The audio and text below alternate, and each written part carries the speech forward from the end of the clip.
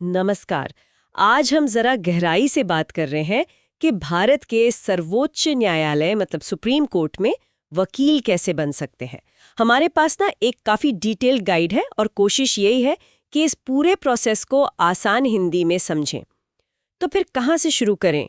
ये जो सफर है सुप्रीम कोर्ट तक का, इसका पहला कदम क्या है? देखिए, शुरुआत होती है 12वीं कक्षा पास करने से। और ज़्यादातर लॉ कॉलेजों में एडमिशन के लिए कम से कम 45% मार्क्स तो चाहिए ही होते हैं। अच्छा। इसके बाद ना 2 ऑप्शन होते हैं मोटे तौर पर। या तो आप 12वीं के ठीक बाद 5 साल वाला इंटीग्रेटेड लॉ कोर्स कर लें, जैसे वो BA LLB वगैरह। हाँ बिल्कुल, BLLB, BCom LLB इस तरह के। या फिर दूसरा रास्ता है कि आप पहले ग्रेजुएशन पूरी करें और उसके बाद 3 साल का LLB प्रोग्राम करें। और इनमें एडमिशन कैसे मिलता है? कोई एंट्रेंस एग्जाम? जी हाँ, इसके लिए या तो क्लैट जैसा नेशनल लेवल का एग्जाम देना होता है या फिर कुछ कॉलेज अपना खुद का एंट्रेंस टेस्ट भी लेते हैं। ठीक है, तो मान लीजिए कॉलेज में एडमिशन हो गया। अब पढ़ाई के दौरान कुछ खास करने की जरूरत? हाँ, बहुत ज़रूरी। देखिए, सिर्फ क्लासरूम की पढ़ाई काफ़ी नहीं होती। लॉ की पढ़ाई के दौरान ही ना किसी सीनियर वकील के साथ या किसी लॉ फर्म में इंटर्नशिप करना बहुत फायदेमंद रहता है। अच्छा, उससे क्या फायदा होता है? उससे आपको प्रैक्टिकल नॉलेज मिलती है, फील्ड का अनुभव होता है। मतलब कोर्ट का माहौल कैसा है, काम कैसे होता है, वो सब सीखने को मिलता है।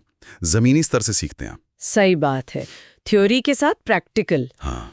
अच्छा, तो लॉ की डिग्री मिल गई, अब अगला कदम क्या? क्या अब सीधे कोर्ट जा सकते हैं प्रैक्टिस करने? नहीं नहीं, एकदम नहीं। डिग्री मिलने के बाद, और ये ज़रूरी है कि डिग्री BCI यानी बार काउंसिल ऑफ इंडिया से मान्यता प्राप्त कॉलेज से हो। उसके बाद आपको अपने आप को स्टेट बार काउंसिल में रजिस्टर करवाना होता है। ये एडवोकेट्स एक्ट 1961 है, उसके तहत ये बिल्कुल ज़रूरी है। ओके। इसी रजिस्ट्रेशन के बाद आप असल में एडवोकेट कहलाते हैं, आपको प्रैक्टिस करने का लाइसेंस मिलता है। तो ये बन गए एडवोकेट, लेकिन हम तो सुप्रीम कोर्ट की बात कर रहे हैं। वहां तक का रास्ता तो अभी भी होगा। बिल्कुल, अभी तो सफ़र बाकी है।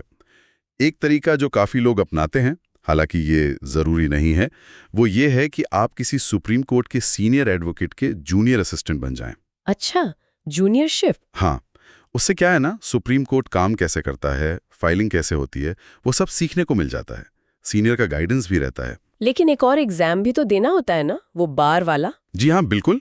ऑल इंडिया बार एग्जाम यानी AIBE, ये BCI हर साल कराता है। भारत में कहीं भी अगर आपको प्रैक्टिस करनी है तो ये एग्जाम पास करना अनिवार्य है। ये कैसा होता है एग्जाम? मुश्किल? ये 100 नंबर का ऑब्जेक्टिव टाइप पेपर होता है, 3.5 घंटे मिलते हैं। और अच्छी बात यह है कि इसमें कोई नेगेटिव मार्किंग नहीं होती। अच्छा। इसे पास करने पर आपको सर्टिफिकेट ऑफ प्रैक्टिस मिलता है, जिससे आप देश की किसी भी अदालत में प्रैक्टिस कर सकते हैं। ओके, तो BCI रजिस्ट्रेशन हो गया, AIB पास कर लिया, अब तो सुप्रीम कोर्ट जा सकते हैं, या अभी भी कुछ बाकी है? यहाँ पे वो निचली अदालतों वाली बात आती है शायद। हाँ, यहीं पर अनुभव वाली बात बहुत अहम हो जाती है। देखिए, सलाह यही दी जाती है कि आप सीधे सुप्रीम कोर्ट ना जाकर पहले कम से कम 5 साल निचली अदालतों में प्रैक्टिस करें। 5 साल? मतलब डिस्ट्रिक्ट कोर्ट या हाई कोर्ट? जी बिल्कुल, जिला अदालतें, हाई कोर्ट, वहाँ काम करने से ना आपकी नींव मजबूत होती है। आपको केस ड्राफ्ट करना, बहस करना, सबूत पेश करना, कोर्ट की जो असल प्रक्रिया है उसकी बारीकियां समझ आती हैं। सही कहा, वो जमीनी अनुभव बहुत जरूरी होता होगा। बहुत ज्यादा। वो आपको तैयार करता है आगे के लिए। ठीक है, तो 5 साल निचली अदालत का अनुभव हो गया, इसके बाद? इसके बाद भी एक और पड़ाव है। सुप्रीम कोर्ट में इंडिपेंडेंट प्रैक्टिस शुरू करने से पहले आपको किसी सीनियर मतलब स्थापित सुप्रीम कोर्ट एडवोकेट के अंडर कम से कम 1 साल की ट्रेनिंग लेनी होती है। 1 साल की ट्रेनिंग और मतलब 5 साल वो और 1 साल ये? हाँ, तो देखा जाए तो लॉ डिग्री के बाद सुप्रीम कोर्ट एडवोकेट बनने की तैयारी में ही कम से कम 6 साल लग जाते हैं।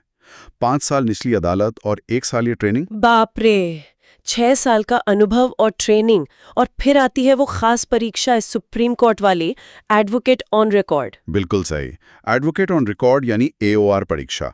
ये परीक्षा सुप्रीम कोर्ट खुद लेता है। अच्छा। हाँ, इसका मकसद ये पक्का करना होता है कि वकील के पास वो जरूरी ज्ञान, वो स्किल्स, वो योग्यता है जो सुप्रीम कोर्ट में केस लड़ने के लिए चाहिए। तो मतलब AOR ही सुप्रीम कोर्ट में सीधे केस फाइल कर सकता है? जी हाँ, AOR ही क्लाइंट की तरफ से वकालतनामा फाइल कर सकता है या केस फाइल कर सकता है।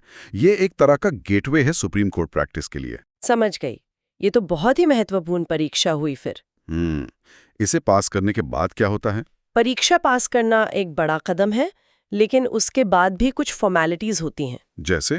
जैसे आपको सुप्रीम कोर्ट परिसर के 10 मील के दायरे में अपना एक ऑफिस बनाना होता है। ऑफिस भी चाहिए, ओके। हाँ, और साथ में एक रजिस्टर्ड क्लर्क भी अपॉइंट करना होता है। ये सब जरूरतें पूरी करनी पड़ती हैं। अरे वाह, मतलब सिर्फ परीक्षा पास करना ही नहीं, ये सब सेटअप भी करना पड़ता है।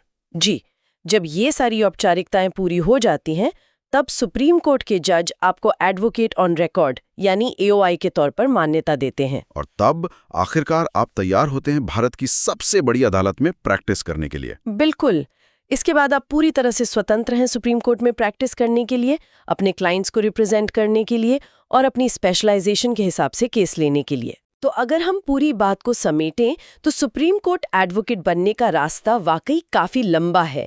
इसमें सिर्फ लॉ डिग्री नहीं बल्कि BCI रजिस्ट्रेशन, फिर AIB पास करना, फिर कम से कम 5 साल निचली अदालतों का अनुभव, फिर 1 साल की ट्रेनिंग और उसके बाद AOR परीक्षा पास करना और फिर ऑफिस वगैरह की जरूरतें पूरी करना।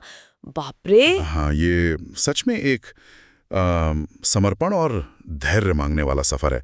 और एक बात जो समझनी बहुत जरूरी है कि इस फील्ड में ना कामयाबी अक्सर धीरे धीरे ही मिलती है। कोई रातों रात स्टार नहीं बनता। बहुत से कामयाब वकील हैं जिन्होंने शुरुआती दिनों में बहुत संघर्ष किया है। तो बस लगन और लगातार सीखते रहने की इच्छा, ये बहुत जरूरी है। बिल्कुल। तो जाते जाते अपने श्रोताओं के लिए एक सवाल छोड़ते हैं।